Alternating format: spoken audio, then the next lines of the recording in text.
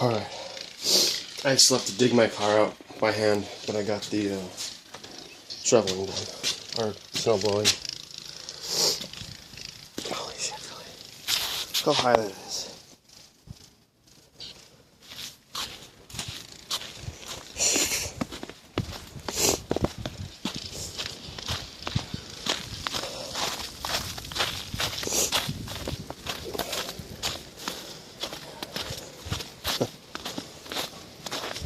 Yep, so now I just gotta dig underneath it and I'll be good to go. Happy spring.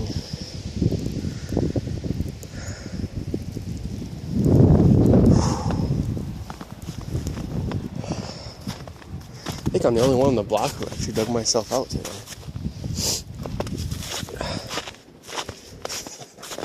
Oh, I gotta get a picture of this too.